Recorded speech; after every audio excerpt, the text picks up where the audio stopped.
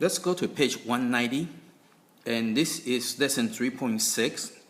This lesson is to prove theorems about perpendicular lines.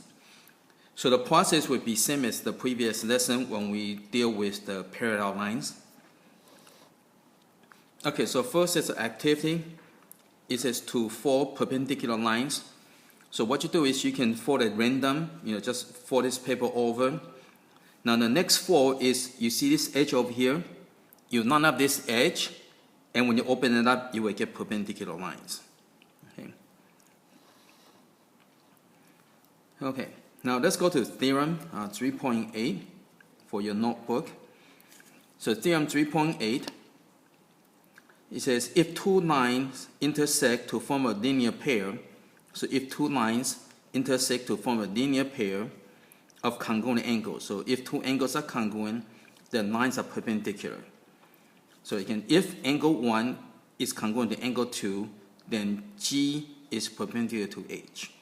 Okay, and so this is in exercise 31.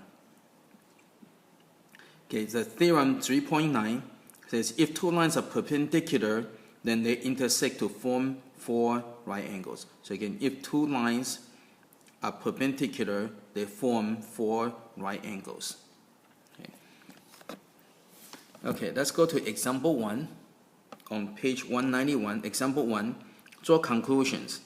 It says in a diagram at the right, AB is perpendicular to BC. What can you conclude about angle 1 and angle 2? Well, if they're perpendicular, means all 4 angles are right angles, and if all 4 angles are right angles, it means all 4 angles are congruent, and therefore angle 1 is congruent to angle 2. Okay, the next one, theorem 3.10. So again, all these are from the handout that I passed out to you guys. So again, so this is theorem 3.10. It says if two sides of two adjacent acute angles, so you got two acute angles, and adjacent means they're next to each other. So if their sides are perpendicular, that means they're complementary, right? Again, common sense, right? If they are perpendicular, means this is a right angle, and if this is a right angle, means these two angles are complementary. Okay, and the proof is down here. Again, so let's go over the proof. So example 2, prove theorem 3.10. Prove that if two sides of the two adjacent acute angles are perpendicular, then angles are complementary. So giving ED, so ED is perpendicular to EF. Prove that angle 7 and angle 8 are complementary. So again, so first you start with giving. So ED is perpendicular to EF. Okay, so they are giving. And once you use up, and if there's nothing to go on, try to go for definition or things like vertical angles. Okay, so those are the things being used a lot. So try to think about definition. So what's definition of perpendicular line? Well, so from here, so if they're perpendicular, then angle DEF is a right angle, and that's from the theorem from before, right? So perpendicular lines form right angles. So you can just write something like that. You don't have to write the whole thing. Okay, as long as you kind of get the meaning of the reason. Okay. So anyway, so giving is these are perpendicular. And the next step is this is a right angle, and the reason for it is perpendicular lines form right angles. Okay, that's what I have to write for this one. And then you can say the measure of angle DEF equal to 90 degrees, and there will be definition of right angle. If it's a right angle, then the measure is 90 degrees. The next, you can say that angle 7 plus angle 8, so angle 7 plus angle 8 equal to angle DEF. And there would be angle addition postulate. Okay, so you got one part plus another part equal to the whole thing. That's addition. So next thing is that if you notice, measure of angle DEF from here is 90 degrees. So you can substitute this in place of that. So this is substitution.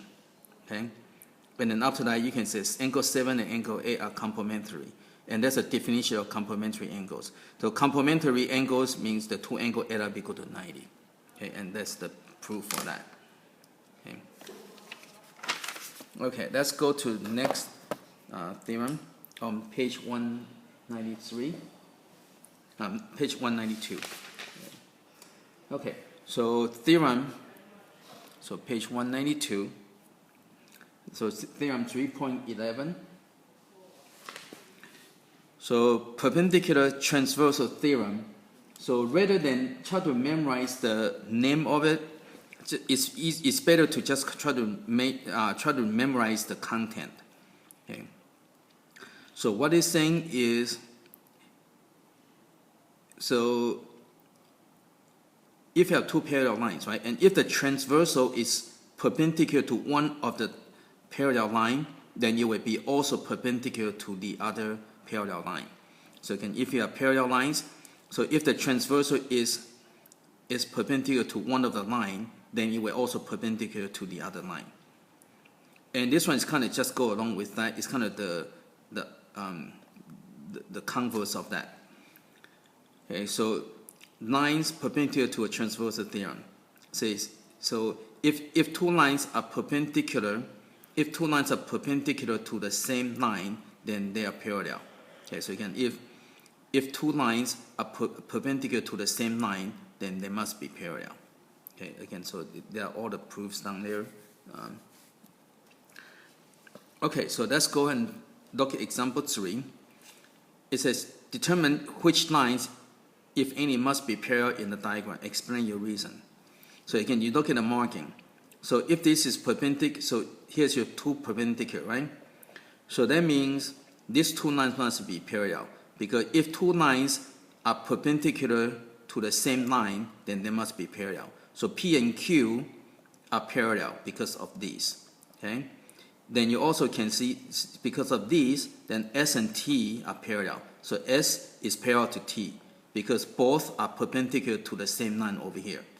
So S is parallel to T because of these. P is parallel to Q because of these. Okay? Because again, the reason is when two lines are perpendicular to the same line, then they must be parallel. So again, two lines perpendicular to the same line, they must be parallel. Okay. Okay, so next one, distance from a line. The distance from a point to a line is the length of the perpendicular segment from the point to the line.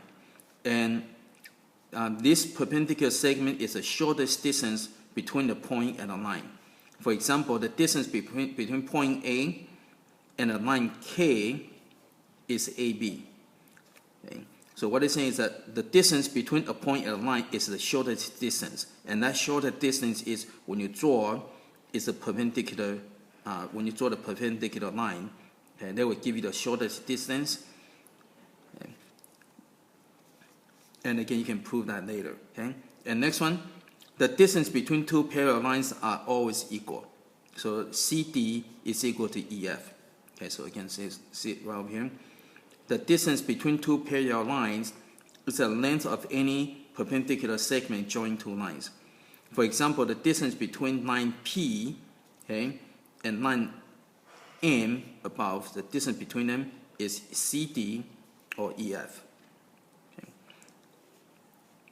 So again, the distance between any two parallel lines is any perpendicular segments. Okay.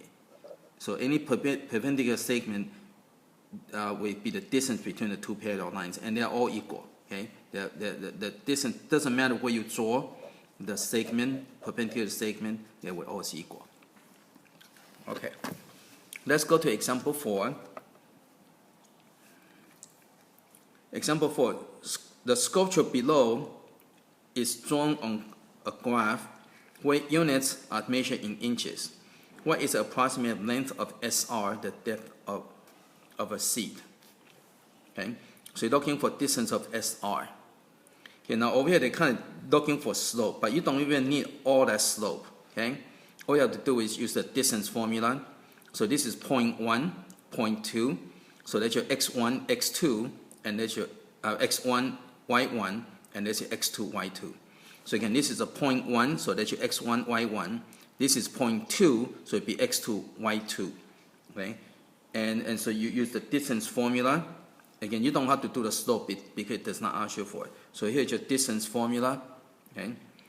So over here you have the x1, you got x2 minus x1, and then you square that, plus y2 minus y1, square that, and then you add, okay, and you take the square root. Okay. So again, this is your distance formula that you should know.